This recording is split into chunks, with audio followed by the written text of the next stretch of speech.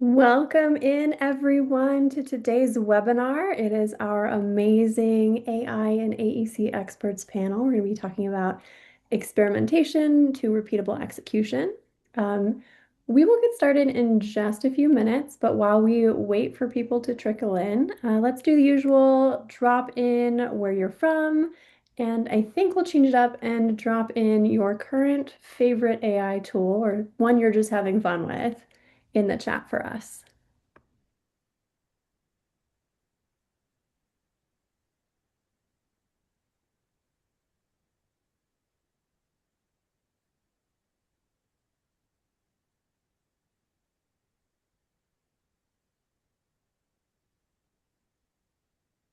As a favorite. Funny. I love it.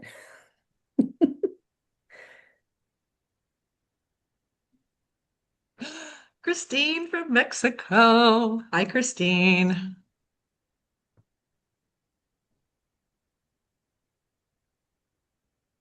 Oh my goodness, I saw a co-pilot. I saw two co-pilots. Someone told me I saw. Crazy, crazy talk. Amazing.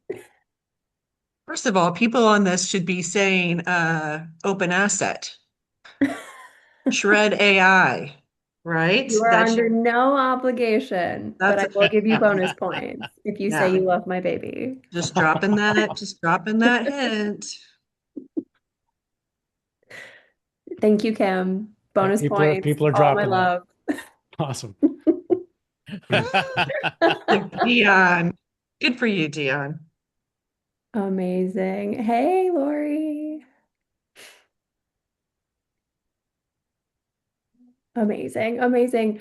We will continue sending in your favorite tools. Let us know where you're from. But we have so much to do today, so I want to get us started. First off, a little bit of housekeeping. We will have time for Q&A at the end, absolutely. So please feel free to submit your questions, but use the Q&A feature in the Zoom console. Please do not put your questions in the chat. We are very likely to miss them there. Q&A makes sure that I can field them to our panelists. And yes, before you ask, there will be a recording. So don't worry if you have to drop or if someone you know couldn't make it. And with that, I think we should get started. This is your all-star panel for today, and I'm going to go ahead and let them introduce themselves. So, Kristin, you are first on my Zoom screen. Do you want to start? My least favorite part of the whole presentation, but first of all, hey, I think it's Asa or Asa. Happy to see you here. So, my name is Kristin Kautz. I am a principal at Jam Idea Agency. We are dedicated specifically in the AEC space. We provide marketing services, but as most of you know, I completely turned my entire attention to AI, and so we provide AI strategy, training, consulting, building, etc. Short and sweet. Awesome. I'm Thomas Dodds, CEO of slashBlue. We help growing AEC firms to secure and scale their technology. So we do C-level advisory, security, digital transformation, and support, and just making sure everything in the organization works to be moving your goals forward. Privileged to be here today. Thank you so much. All right. And I'm Christopher Penn. I'm the co-founder and chief data scientist of Trust Insights. We're an AI implementation and strategy consulting firm. We do work with the AEC industry as well as many others. I'm looking at all the AI robots that have showed up in the chat. So like our webinar attendance has just doubled because everyone's AIs have shown up. So, but thank you for having us. And thanks for folks for being here. We're looking forward to having some fun today. Thank you all so much for being here. This is going to be a blast. If it 20% as fun as the waiting room was, this is going to be amazing. I am your moderator for today. My name is Rochelle Ray. I'm the head of AEC Marketing Innovation here at OpenAsset. And I'm going to start us off with just some stage setting. So there are a lot of sources of information out there about AI adoption and usage. We've pulled some stats from Bluebeam's AEC Tech Outlook, which notes that 27% of respondents are actively using AI. But call out from our panel from one of our previous discussions, you might have seen a recent Anthropic report that actually shows AEC at just 4% usage. So really across the board, whatever the number, what we are seeing is that adoption in AEC is gaining momentum. You are not behind, especially if you are one of the people who just said, I'm here to learn. You are in the right place, you are at the right time.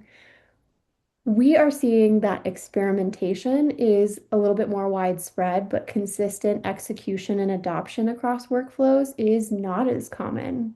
And a lot of firms are still defining like what scaling AI really means for them, and that is exactly why we're here.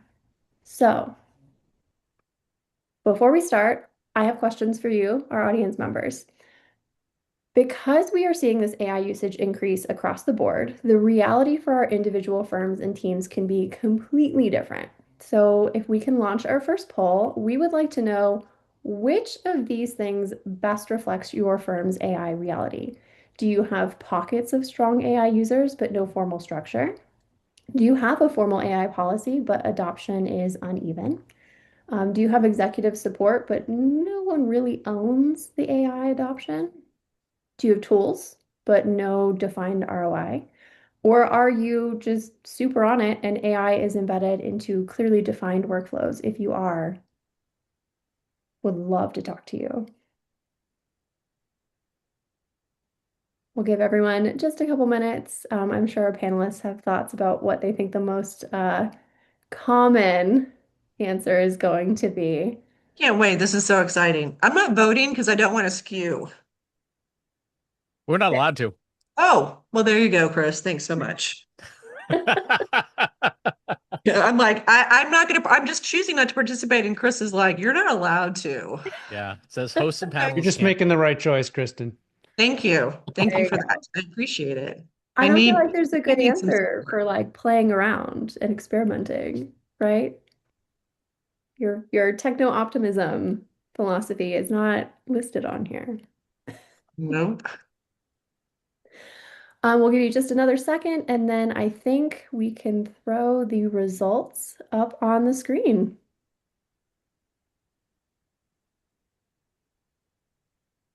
And I don't see the results, unfortunately. Uh, that's okay. Oh, there they There are. they Yay, are. perfect. There was just a little lag. Tech gremlin. So Okay. it looks like formal AI policy, but adoption is uneven, is almost neck and neck with we have pockets of strong AI users and no formal structure, Yeah. followed by we have tools, but no defined ROI. And of course, last place is embedded into defined workflows. Nowhere to go but up. You're in the right place. Mm-hmm. Panelists, did this kind of align with what you were thinking? Exactly. Yes. If anything, I'm surprised there's not more in the pockets category. Yeah, I can see that. We have one more question for our participants, so if we can get the next poll up and running. We want to know who currently owns AI at your firm? Is it the IT and technology group? Is it your marketing and business development teams? Is it executive leadership? Is it no one really owns it? Or is it Emoji. shared emoji? Or is it shared cross-functionally? Are there many voices on your maybe AI committee? This is the Oprah answer. You get an AI and you get an AI. And you own your AI and you own your AI, and we're not going to talk about it. Correct. Correct. Oh, I love it.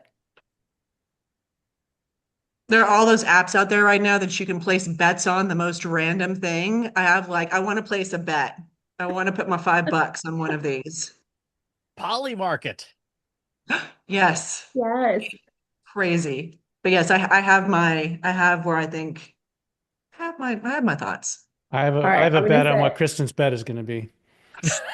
Kristen, I'm gonna Oh, give you this like tiny window. We're gonna say put up the results and you get to throw your answer out right in between. Ready? okay. All right, Yeah. team, let's put up the No, results. no one. Is that your, did you bet on? Wow. Yeah, IT Oh, Wow. shared. share it Okay. across. Almost a three-way tie between IT tech, no one owns it, and it's shared. I feel like this is like kind of a trick question because if it's shared across multiples, that really means no one owns it. You know what I mean? So it's like, When yeah, everyone owns it, you yeah, want that. yeah, yeah. When everyone, yeah. Tom, was Interesting. that your That's bet? Did the you win your bet? Incredibles. My bet was it's going to go to IT more than it should, which it Uh, is. yeah. No, I mean your bet on me. What my idea was. Your idea was, yeah, Yeah. nobody owns it. Yeah, nobody owns it. He already knew. He already knew that. I gave it away already. Okay, Amazing. IT Oh, and sorry. shared. All right. IT shared, and then no one owns it. Yeah. So let's jump in to our panel discussions because I think we've warmed up enough and it is time to unleash your brilliance. So, first question for all of you. The pace of AI change is accelerating. We've established this. But what should AEC firms actually know about where things are right now? Chris, I'm going to toss this one to you to start. Sure. So a lot of folks remember AI, generative AI specifically, being sort of the chat. You open up a chat GPT, you have a conversation with this thing. That was 2023 to 2024. A couple of big things have happened in the last 2 years. One, 2025 was the year that AI went from face rolling moron to smarter than a PhD in every subject on the planet. If you look at benchmark scores for every foundation model, they went from random guessing in January to scoring a 90% on most evaluations, where a human PhD in that field scores about a 65% on those same exams. So AI is about 50% smarter than a PhD in any given field, properly used. The reason that's happening is because, and this is kind of funny, if you look at all the major names of models and tools that have come out in the last year, it's all about coding, right? OpenAI's Codex, Claude Code. You've heard these terms. What's happening is that AI companies are using AI to build the next generation of it. GPT 5.2 built GPT 5.3, which just built GPT 5.4. So the reason why it feels like things are accelerating is because humans are building AI less and less. Machines are building themselves more. The second thing that has happened in the last year is that agents, agentic AI, has really become the default way that companies are scaling the use of AI. So these are, in the same way that you have a real estate agent or a travel agent or an insurance agent, you just give them something to do, they all go off and do it, and then they come back with the thing that's done. An AI agent is exactly the same. You now give it something like a project plan, something that a lot of our AEC colleagues should be very familiar with. You give an agent a project plan and a success outcome. It goes off, it does it, and it comes back and says, hey, I did the thing. Last night, I was playing around. We won't have time to show it today, but I was playing around and I said, hey, here's an Autodesk Revit blueprint of a 3-story commercial building. Here's the Massachusetts commercial building codes. Audit this blueprint top to bottom. And it went through, and it took about 30 minutes, but it went through on its own and made me a long list of, hey, here's all the things that are completely wrong in this blueprint. Like, you have 3 sprinklers, you have 6 sprinklers for a 3-story building. Like, this is a no-go. This is going to fail building codes. So that's where things are right now. The models are getting faster and smarter, and the agentic surroundings that use those models, so like the engine of a car, are getting so capable that they can now take on tasks that previously were impossible. There's 2 benchmarks we pay attention to. One is called METR, METR, which looks at how long of a task can AI do that takes that's the equivalent of a human. So 3 years ago, AI could do tasks that humans could do in 4 seconds, right? It was really dumb. As of last week, that is now up to 15 hours. AI can work on a task autonomously that would take a human 15 hours. The second benchmark we look at is something called the Remote Labor Index. This is, given something like a blueprint, can you do a full 3D rendering of a building, which is a very complex, time-consuming, very expensive project. In December, the best AI in the world could do that about 2% of the time. Really terrible, right? Because it's a very complex project. As of last week, that's now 4.5%. So AI has doubled in its capabilities, and we expect it to be 20 to 30% by the end of calendar year 2026. I feel like Christopher just gave the entire presentation in 5 minutes. He talked about where we are, why you're accelerating, and what's coming, and like we're done. Thank you so much. We're out. We're out. Bye. Beautiful setup. Just a straight overview of, it's all great. I totally agree. And Chris has a great sense of what the technology is doing. So the thing we take away from that's the rate of change is Yeah. accelerating. Absolutely agree with that. And what else do we need to know about that? We need to know how people are responding in our firms. And we just had a great example of that. Who owns it? And one of the big challenges is that the guys and gals that are sitting in the managing partner seats often don't want to have much to do with this kind of a change because it's so big of a deal. But the Huge. real reframe here is that it's about leadership capability. And we have to be able to respond as leaders to position our firms to respond to the amount of change that's coming at us. And the change isn't just use more AI, it's that the way business is being done is changing. The shift from time materials to fixed fee and being able to automate code compliance checks.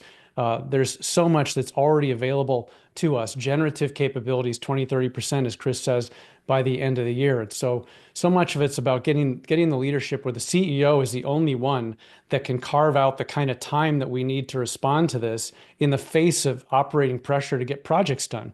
And it's really difficult. There's no getting around it. It's a really big challenge.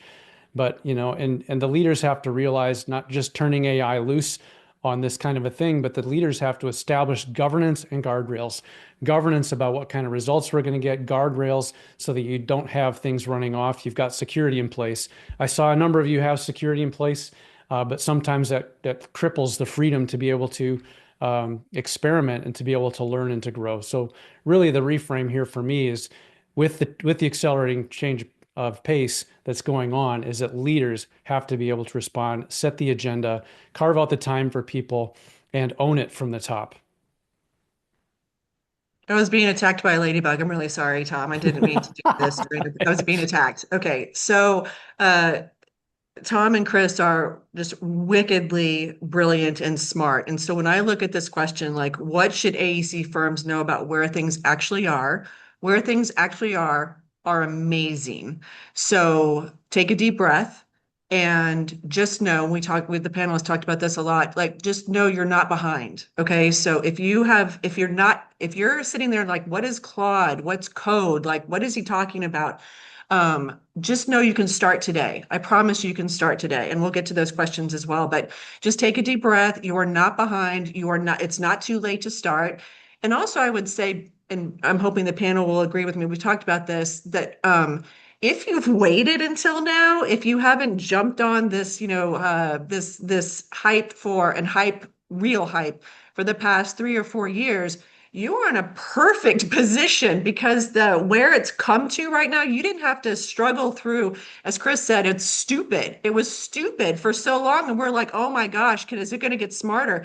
We're at a pinnacle now where it's fabulous. And so if you've waited until now, good for you on your procrastination. It's going to pay off. It's totally going to pay off. So just know where they are right now is amazing, and you have the ability to start this journey right now and still take advantage of all of it. One of the best quotes on this is today is the worst AI that you will ever use in your life. Correct. Right? And it's only going to get better. it's the worst AI is ever going to be, Chris. It's also, this is the least advanced you're ever going to be as a person. I think you can get better tomorrow too. So it's the AI plus you, right? It's those two things combined. Absolutely.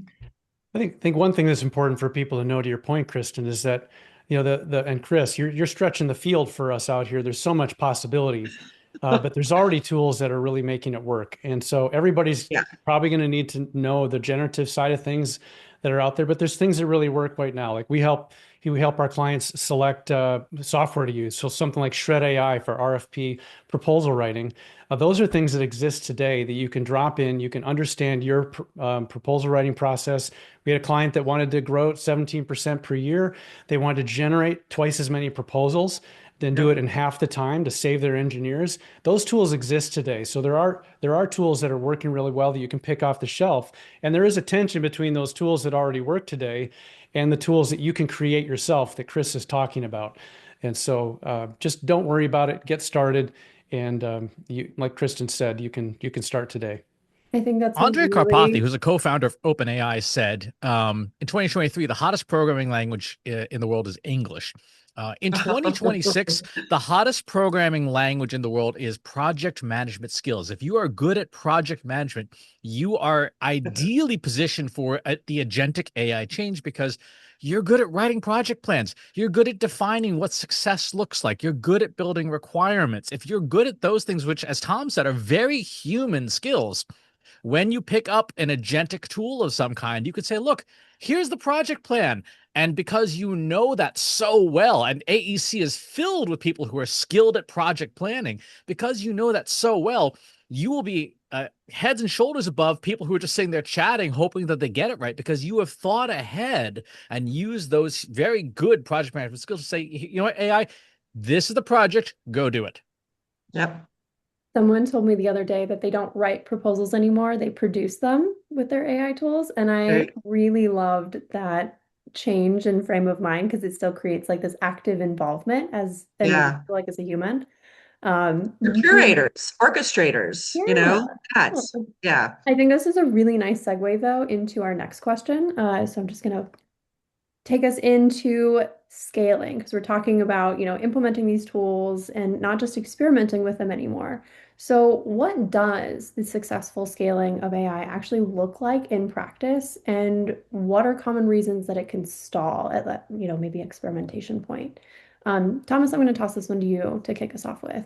Sounds great. So what does successful scaling look like?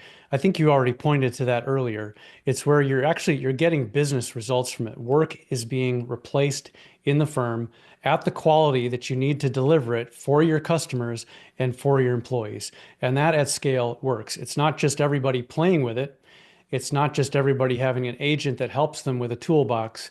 It is having workflow across the company that is replacing human effort and allowing people to stay in the loop as humans, but also to be able to create a lot more value with the time that they have. And so it also includes securing it. You've got to have guardrails protecting your customer data, protecting your employee data, protecting how you operate. You're going to open all kinds of security holes with AI. So that's what it looks like at scale, where people, the Anthropic picture that Chris gave us that came out last week, 82% of functions in an AEC firm could be replaced by AI. That's a theoretical limit. So when we start to see some of the lower hanging fruit replaced for us, we see that we're successfully scaling it and we're accomplishing the measures that we see. We've got real measures tied to it: efficiency gains, labor multiplier increases, more fixed fee work, less time and materials work, increased margin, faster time to delivery, better quality, more value to that. So what are some things that could get in the way? Let me give you a simple framework to think about this to scale AI. It's secure, standardize, and scale. So some things that could go wrong. You first want to secure your environment. And maybe I saw some of you, your IT's got everything locked down. Your leadership says no AI. I do think that's the wrong way to go. But it is true that the AI does have to be, the security has to be tailored to your business goals, not just, okay, we're going to prevent anything bad from happening. So you have to get an expert who can translate that security into a executable roadmap that doesn't slow down your ability to innovate. And that takes a very capable IT staff, takes very capable partners. So security and AI policy should enable that delivery. You want to put the guardrails in place. What tools are approved? What is the data that's allowed to stay in the firm? What can go out? Because an employee could accidentally send something out that is compromised data, but an AI is going to have access to everything in your environment, and you need to be able to tag every piece of data. That file that you sent with employee salaries to your HR executive, and somebody says, "Hey, AI, what accounts does this person have?" And what you mean is what sales accounts, but then it gives you back a report of their bank accounts because that information was in an email somewhere. It wasn't in the file folder where you thought it was. So security becomes really important here. And putting sandboxes where people can play outside the environment without critical data if that's necessary. So secure is number one, and those are some common issues. Number two is to standardize. As I mentioned, as Chris and Kristin are so fond of as well, define your success before you start. What are those measures? Time to draft, win rates, the time to create a proposal, time to turn around a proposal. Get those things down. Understand your goals first, because the technology, you can just fall into what you want it to do, but unless you define your success, you're not going to get there. And part of standardizing then also is you can get confused on what kind of AI am I actually using? You don't have to worry about this, only looking at the future to say, I've got to be able to generate designs automatically. That's at 4.5% right now, as Chris said. But you can start with the playground, the AI assistant, number one. Get that in place. It's often going to be Copilot. Your teams could allow you to play with that. So that's the first stage, is use it with prompts, get better at prompts, just start playing with it, and you'll learn how to use AI. We didn't learn how to use Excel this way, did we? We didn't go through a huge training course with people. Everybody picked it up. They started using it. They get better at it. AI is going to be the same way. Just pick it up and start using it. So when people in your firm are using it as AI assistants, you're starting to win. Number two, then move to agents. When you have a repeatable checklist of things that you can do to a specific quality, you can put an agent in place. That Chris mentioned, it was Year of Agents. And so anything that's repeatable, you can put work in there. Review my email, give me a summary. Review my task list, give me a summary. Those are agents that you can use. And then number three, of course, the holy grail is those workflows. But that requires something a lot of AEC firms don't actually have, which is repeatable processes with inputs defined, outputs defined, quality along the way, something that they can reproduce. There are firms that have great templatized sales processes or project management, but often I see firms, particularly in the 100 to 300 range, where they don't have project management standards. Every project manager does things kind of their own way. So unless you have repeatable process, you're not going to be able to take advantage of AI workflow. So that is what scalable looks like. You're moving through each of those stages, and you're getting more and more leverage in your business as it goes, more efficiency, better value for people. So one example of this would be, there's a firm out of Australia that demonstrated it at a conference I went to last year. They drew out a generative design for a stadium, and it was done using AI with Revit. And if they had done it in Revit, it would have taken 2.5 times as long as they did it. But plus, the AI also provided a heat map on the seating arrangements, optimal seating position in the arena, with what the pricing could look like. Plus, it had acoustic sound signatures and speakers that you could see, and where the speaker placements were. And then it did a flyover of the crowd for the owner so that they could see what it actually would look like in practice. So they delivered 2.5 times faster at the same cost with 3 times the value because of what they delivered. That's kind of the holy grail at scale. So secure, standardize, and then scale. Getting to that holy grail requires the CEO looking at it. It requires an executive sponsor where the CEO says, here, we're carving out this time. I'm now handing this to you as a shared committee where you each have time to do this, and I want you each to be able to do this. IT has to be involved, yes. Marketing has to be involved. Ops has to be involved. But it has to come from the top. And you can try a small cohort first and then roll it out. Celebrate your wins. Engineers are not known for being people that want to be the first to try those things. They want things stable and they want it to work before they use it. But you'll find some people in your firm, maybe 5-10%, who really want to try this stuff out. Get them together, get them talking about it, start talking about the wins that you have and with the rest of the company. And that's the way people will just adopt it and come along. So successful scaling, it really looks like AI becoming repeatable, measured outcomes, secure operating capability, not just a few clever experiments, not something that's just this moonshot. You've got to be doing a lot of it. Spend most of your time learning how to do it and equipping people to do it, and then take 20% of your effort, go for the moonshot. Can we generate our specific brand of project that we're best at using AI, and give that kind of thing a try? So secure, standardize, and scale. Secure means clear data rules without killing productivity. Standardize means start with a repeatable workflow. Scale means ownership and reusable assets. So it's used across the firm. So you get speed and safety at the same time. Chris, Can I Kristen, jump in I see here? both of you Is it nodding, okay? so Okay. please jump in. Yeah, so I was looking at Albert's question, which he was asking about, someone who's lived through the, Great Recession, how do we avoid layoffs from AI, et cetera. And Tom, I'm going to take the second part of this question because you were brilliant in the first part. But what are the common reasons that scaling AI can stall? Tom called me an AI therapist. I love it. I'm going to see if I can get that degree for sure. So, Rochelle, the reason why they stall is because of your second poll question, like who owns it? And so I'm going to say this out loud, but I want everyone to know on the call, I love IT. When I was in the corporate world, I went to IT first. I had your phone numbers on a sticky note. You were the people. I mean, I would go visit you. I would bring you lunch. Like, I love IT. IT cannot lead this, right? Cannot lead an AI initiative. This is a lot, and I hate the corporate speak. If anyone who knows me, I hate it. So I'm going to use the word change management, but I'm also going to caveat that with it's about your people. So the first one that causes a reason to stall is that we are giving exceptional technology like we've never seen it before. This is not current or old technology. We are giving something exceptional to people who are afraid to use it because they think it's going to replace their job.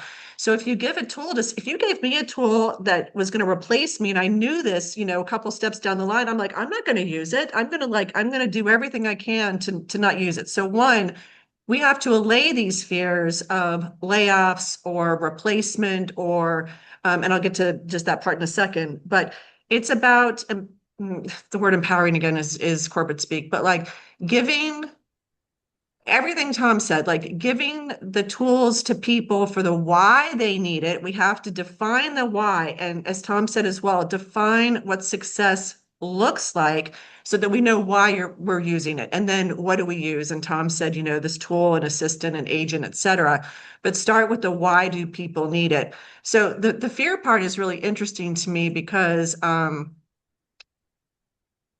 we can't find people. Our industry has had a recruiting problem for as long as I can remember. So even if we just said really hardcore in the past decade, we can't find enough people. So what we're doing with AI is we're creating, I'm going to use my hands a lot. We're creating a second person that sits right next to me that's going to 10 times my work effort, productivity, not just utilization, happiness.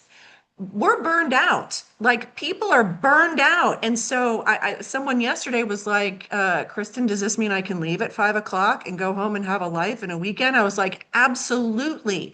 So this is not something that's going to make us work. Old technology just adds more to our plate, 80 hours. Like we're going to get some time back and whatever you want to do with your time is fine, but go enjoy life as well. But the common reasons, there's a study that came out from MIT about companies investing in AI and not getting a return on investment. And I think it's because they're not taking care of their people. And Tom, I agree with you, like training, old training for stuff is kind of overrated, get your hands dirty. But I do believe we're going to have to invest in the tools that people need and the training, because we have never seen this before. But Tom is right. You have to get started. But that's my woo-woo speech. Like, take care of our people. Be careful of the MIT study. It was deeply flawed. They looked at ROI for AI in the enterprise in a 6-month period. Anyone who's worked in enterprises like we all have knows you can't get a coffee machine improved in 6 months, much less get to ROI in 6 months. Yeah. I didn't like did it anyway. I disagreed with the whole study. I didn't know it was flawed, so thank you. But I just like the people who said you're not getting a return. I know why they're not getting a return. It's not because of the AI. It's because of people. So Wharton has done a 3-year longitudinal study, which shows that 3/4 of companies are seeing measurable results with AI, and 82% of C-suite folks say that they are investing in AI and they expect to be break even within 2 years and have it be a positive ROI contributor within 3 years. That's where this is. In terms of the jobs thing, I mean, so Kristen is the techno optimist. I am sort of team Skynet. And this is what we say publicly is it how it will impact you Christopher, we're not supposed to scare them. We're not supposed to scare them. Remember, no scaring. I have a note. I've got the button. But this I've got the button this to goes mute back him. to what Tom was saying about leadership. how AI will impact you in your job depends on who you work for and how they run their company. Yes. If you work at a company that is a people first company, we say we put people ahead of profits. Like Kristin said, you will see workload go down, burnout go down. Work will be a better place to work. If you work at a company that puts profits over people, they're going to lay off people as fast as they possibly can. You look at, like, last week, Jack Dorsey's company did a 50% staff cut, 5,000 people, because they said, we're an AI first company. Look, clearly you're a profit first company and not a people first company, Yeah. because what you would have done is say, okay, we got 5,000 people that we now have offloaded those tasks. What can we do with those folks to let them 10x themselves so that they could do the work of a 50,000 person company? So that to me is how this breaks out, is who you work for and the values of your company that you actually live by will determine how AI is. Because as we all know, at the end of the day, it's just a tool, right? It is not sentient. It's not self-aware. It really isn't Skynet or Terminator. And therefore, how we use it is going to be a reflection of the company we work for. Yeah. I've talked with a lot of AEC leaders, and what the great thing is about this industry is that it cares about people. The leaders care about people. And so here's a real good commitment that you could each consider. And that is, how can you double the productivity and the revenue and the profit per employee in your firm and keep everybody? So Yeah. that's kind of the leadership challenge. And I threw that out to my team as well. I mean, we're technologists, but we push back hard on the business purpose to make sure that the business purpose is clear and that the people purpose is clear about it. And you've got to care about people more than technology in this. So I think that's a great rule of thumb you could look at. It'll change the way you think about it, and it'll take you from a fear-based mindset to say, how do we really deliver more value to our customers?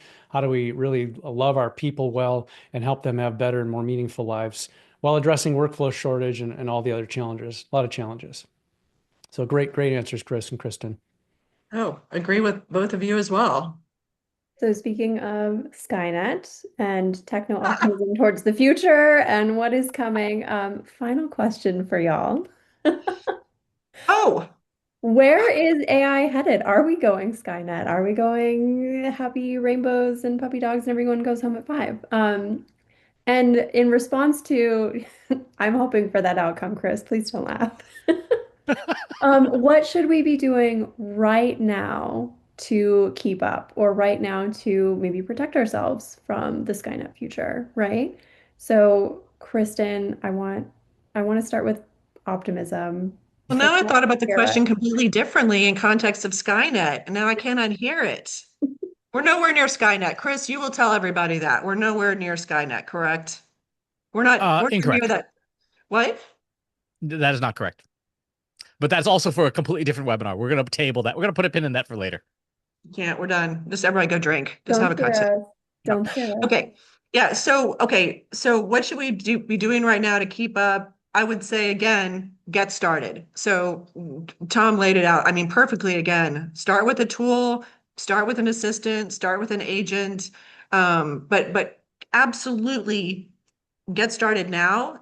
Usually when I try to get people to understand their why do you need it? You go through what you do all day long. Just, I'm not trying to put, AI should not be this like shiny thing out there that you're aspiring to right now in how you use it. We want to bring it into something you're already doing, right? So, whether that's with proposals in a shred, or whether that's just with, writing or social media or design or inspiration, bring that tool into your workflow to get that defined for sure. But there's also something I saw this morning, as I want to do, like in all of our feeds. And I want to, like, when you think about success for when you start to use AI, because there is a return on investment. Again, it's time saved, it's qualitative. You can do more of something, you could do less of something, you could be happier, you could do something better, you could do something faster. But like, think about when you start to use it, think about where you want to be as well. And so if you're thinking about yourself or your teams or your firm, and again, I just like Tom, that was great. Like everyone, your goal, it should be that everyone, you have access and you understand generative AI at the moment very, very well. You understand what it is, what it's capable of, what it's not capable of. And you start with that. you can keep moving forward to where you want to see yourself, your team, or your firm. And that's everyone has training about it. Then maybe everyone has access to agents that have accurate information in your firm. Then everyone has, on-demand access to bigger agents and personalized training. But like, just I guess my point is, think about where you want to be when you start as well. So like you're living in this kind of different timeline where you are right now. Absolutely start here, but also make sure you grow to a point of where you want to see yourself with it. That's mine. That's because again, Skynet, everyone's talking about Skynet. Don't scare them. Don't scare Christopher. I love the I comment said that it was don't fictional. scare them. Fictional. It's scarier than Skynet is here. Add Christopher. We agreed Yeah. on this, Christopher. You broke our pact. Broke our um, pact. in terms of where this is headed, the three major limitations on AI right now are electricity, which is a pretty major thing, computational capability, mainly through these specialized technology called GPUs, graphics processing units, and mathematics. Mathematics is actually the biggest limiter to AI right now because AI is made of math. Right? It's not magic, it's math. And whoever has the best math wins at it. In China, there's this company called DeepSeek. Many people have heard of it. They have a specialized math model called DeepSeek Math. It does math. It does nothing else. But what's very interesting about it is the first model that is self-training and self-learning as it goes. So it solves math problems, then it writes itself new math problems and solves those, and then it adds it to its training and so on. They're trying to make a machine that can do the best math possible, because the problems that, and this goes to Spencer's question about sustainability.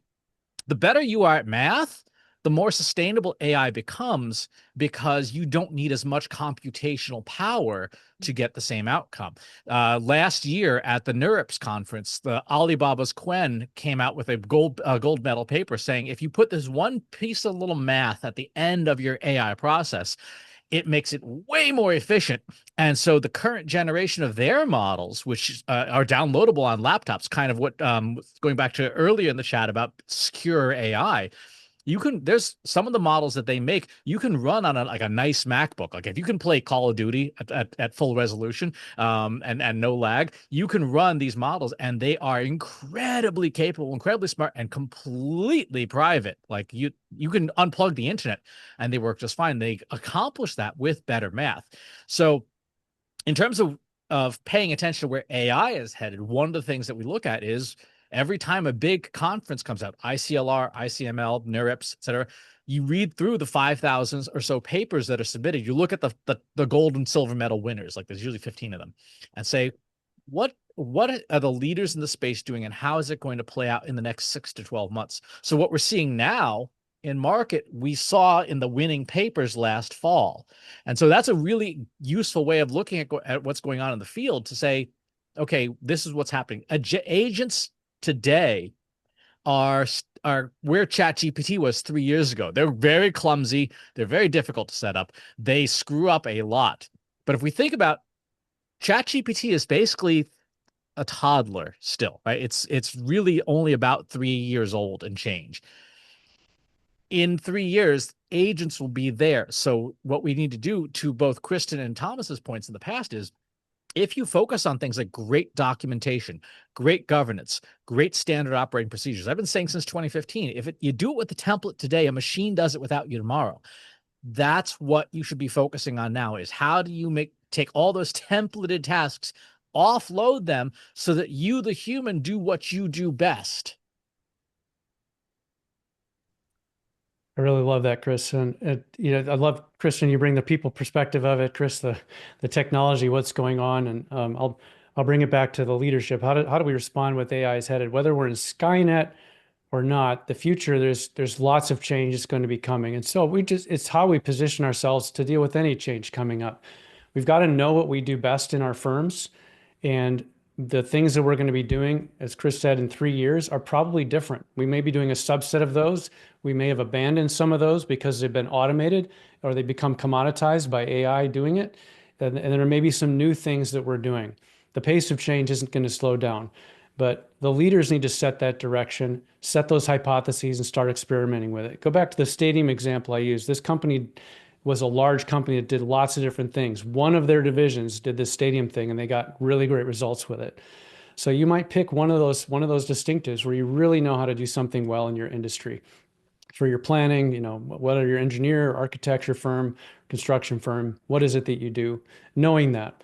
At a front line level, though, we've all been given God-given talents, and we use these tools as technology tools every day to help us do work faster with better result. And get to know those. That's what you would do anyway. And don't worry so much about Skynet. Just worry about doing what you do best to use your skills to with wisdom, knowledge, ability, craftsmanship to really give people good things and to help people. And then you can care about those people. We're always going to need people who care more than others.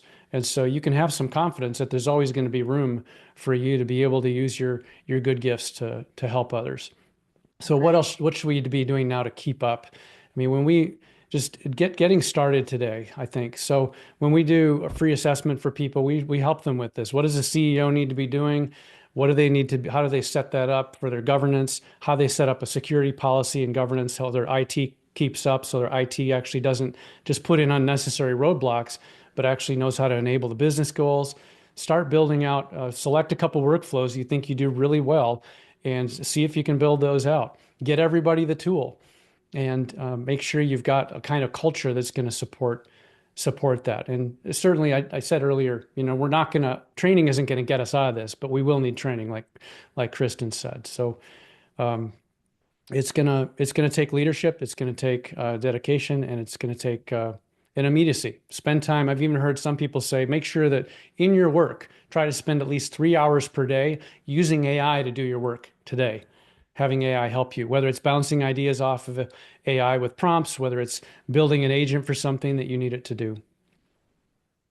One of the things, too, I think is, I've been saying this a lot lately, there has never been a better time to be an entrepreneur than there is now, because the distance to done, the distance from I got this idea to, hey, it's in market, is getting shorter and shorter and shorter. We do a lot of work, some pro bono work with nonprofits, particularly our local humane society. And just the ability to say, this is, by the way, is a great way to learn AI. Work with a local nonprofit that is understaffed, underfunded, and underpowered, and say, let me try learning AI in a relatively low risk situation. Let me figure out what could we use to help make your work easier. So a real simple example is when they get a puppy come in, they say, okay, well, there's all this stuff. We got to write the description on the website and, update it in the system and get it to match with, potential adopters. We built an AI workflow that just makes that seamless now so that the staff can spend more time actually playing with puppies, which, I mean, come on, that's an AI win if there ever was one. But that is the best. This is the best possible time. So if you work at a place where it is so calcified, where they have like a no AI directive across the company, it might be time to start a competing company. Yeah, I would agree with that completely. Yeah. You said like low risk with puppies. I get it. Before this panel got on, we were talking about cats and chickens. So whatever your, animal companion is. Chris, I think and again, just start where you are too. Like you just start. I mean, start, period. Yeah, I saw one of the folks in the comments asked, "What's a good task to start with?" And the task that I would say to start with is, one, is it a task you already have a standard operating procedure written out for? And two, is it something that sucks? So, like for me, my bench test is expense reports. I freaking hate expense reports. I despise them with the core of my soul. So my benchmark for years was, okay, can I get AI to do this? And now it's completely agentic. I just drop my receipts in a folder and it's done, and I never see it again. So think about what tasks are highly repetitive. We have a whole framework for this called TRIPS: time, repetitiveness, importance, pain, and sufficient data. If you've got those things, think about the tasks that you do today. Which one of them sucks the most, right? Because that's also how you get buy-in. You get buy-in by saying, hey, we're not going to take away the part of your job that you love. We're going to take away the part of your job that you hate and makes you dread Mondays, right? And if we can make that go away, what would that be worth to you? A few hours with puppies, apparently. I would love that. Happy hour with puppies. Yeah. We're coming up on time and we have some really good questions coming up in the Q&A. So I am going to, rein this conversation in and start answering some of those questions. There have been a ton that have come through the chat. And I know our panelists have seen those and they've been kind of answering them on the fly, but please, please, please, for me and my sanity, because I am not as skilled as our panelists in bouncing between all the things, put them in the Q&A so that I can field them to our panel. So, first question is, I think this is a good one because it kind of leads off of what we were just talking about. Do you have suggestions on where to start with AI agents or automations? I feel like that's the next level of my AI use, but I'm just not sure how to get there. I think Chris just Yeah, answered that one. Go ahead. Yeah, I would say in terms of an agent system, if you have access to it, Claude's Cowork is a phenomenal agent system that will just blow you away. And announced this week, it will be coming to Microsoft Copilot. So inside of Copilot, you'll be able to use Claude Cowork, and you will do things like, here's this Word doc, or here's this Excel spreadsheet. Get the data out of this Excel spreadsheet, put it in the appropriate places in the Word doc, and then you walk away and you, well, ideally you answer some questions first. Then you walk away and it just does the thing. And I think that is a great starter system for learning how to use agentic AI, and what it's capable of will blow you away, because one of the things it can do with your permission, you have to give permission. Please, please be careful. Just don't hit OK. I'm going to ask for permission of things. But one of the things it can do is take over your web browser. So anything you can see in a browser, it can do.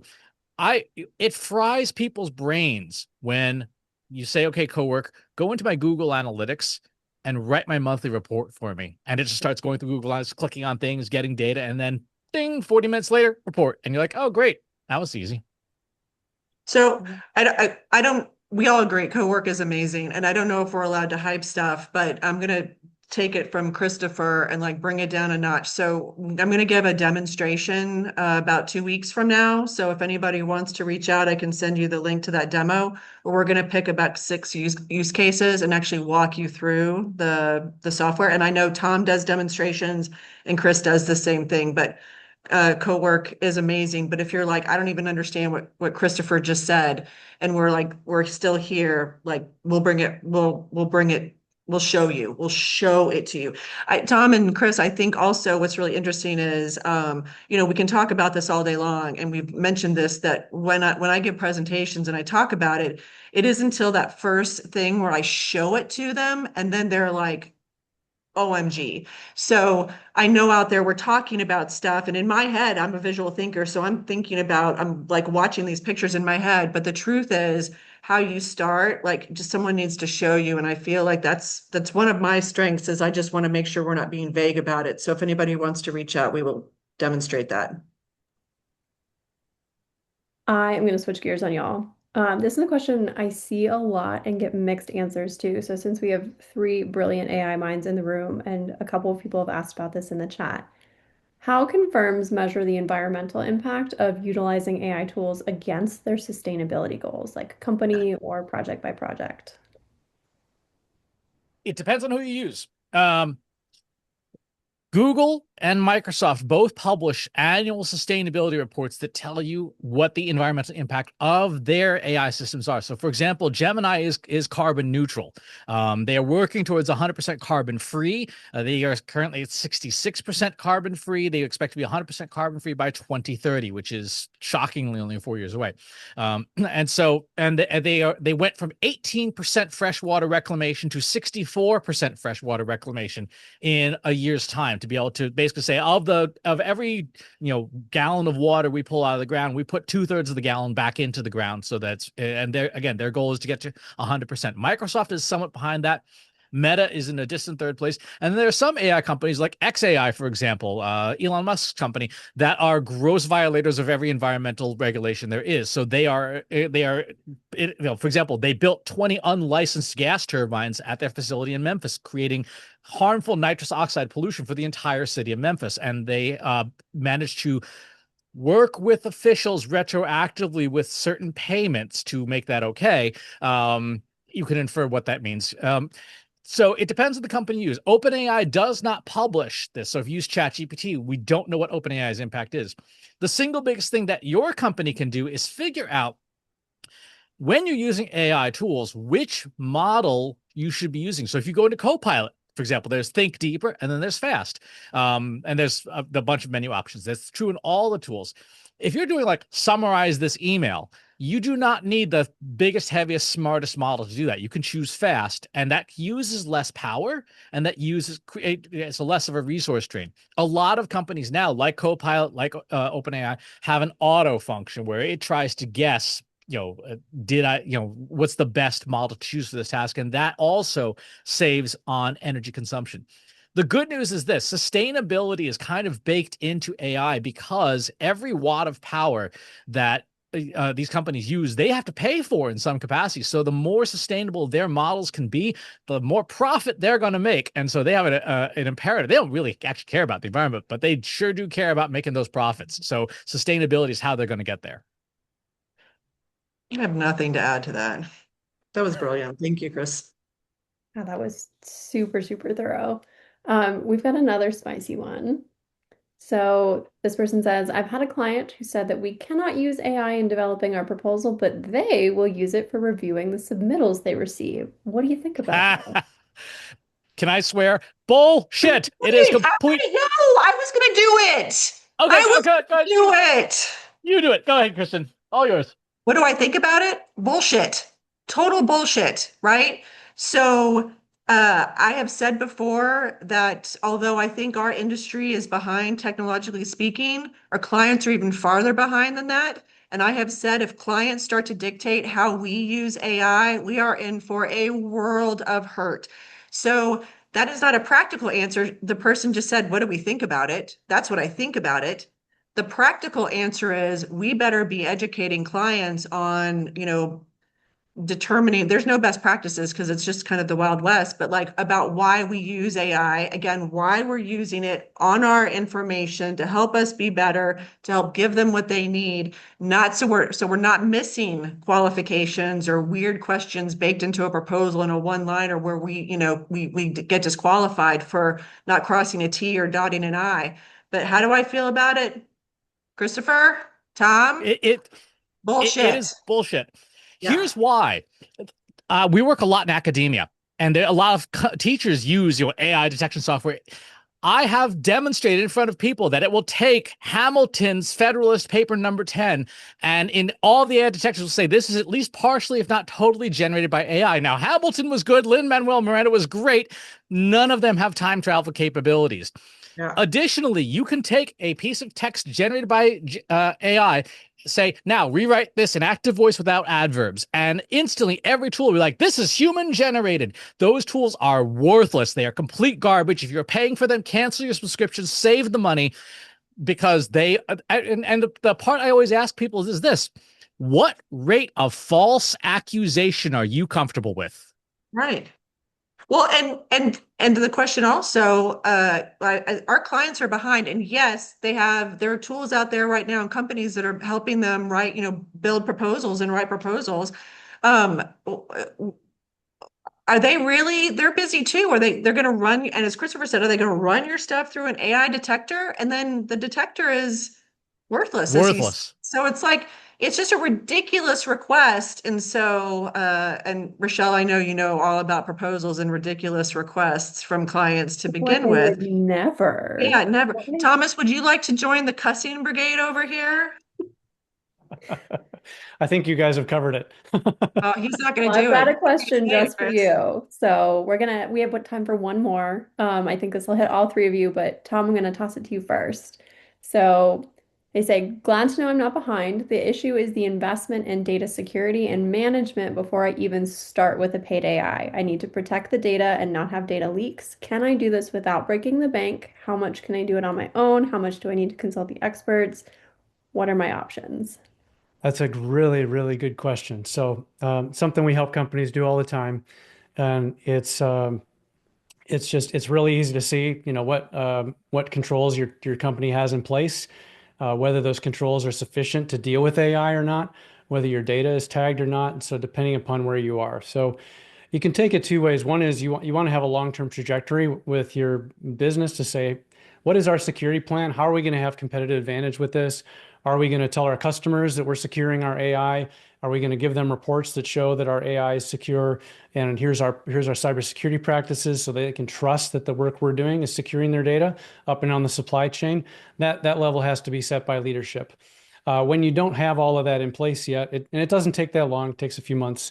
But if you don't have all that in place, you have to carve yourself a sandbox. And sometimes that's outside the environment, and you want to do it without any company information. So you can bounce ideas off, you can be generic, you can use sanitized data outside of that. If your IT is blocking the use of Copilot inside, you could use Claude and use it for your personal tasks. Learn it on those things. Learn it on things in your business that are not confidential, and use it outside your environment. But eventually, you're going to want to use it inside. You're going to want a corporate plan with that. Did I answer the question? I absolutely think you did. We are at time, but Chris or Kristen, if you Oh, have no, 30 I was just seconds gonna, to toss oh, I in. was, yeah, okay. I was just gonna say to that, Tom, I think, so that's on the company side. But how do you feel about security on the AI platforms? And I would say paid versions, SOC 2 compliance, go into settings, toggle off the ability to train the model Absolutely. and see where they're Perfect. taking your data. And I agree with Christopher about, I mean, Grok, I don't even want to touch it with a 10-foot pole or anything that he has to do with. And so just know that they have no security or privacy in place, but go look into the tools and go read their terms and conditions about what they're doing with your data. And if you have those toggles in place where you can turn off training the model. This is the sentence we tell everyone. If you're not paying, you are the product. That's right. Ban any free AI tool from your company and you will solve like 80% of your security problems. If you are not paying, you are the product. Short, sweet, easy to remember. I love it. Thomas, Christopher, Kristen, thank you so much for joining our panel today. For those of you who asked questions that we did not get to, we will follow up on those, so keep an eye out. And with that, we thank you all for joining us, and we will see you next time. Bye. Thanks so much for the privilege. Thanks, everyone.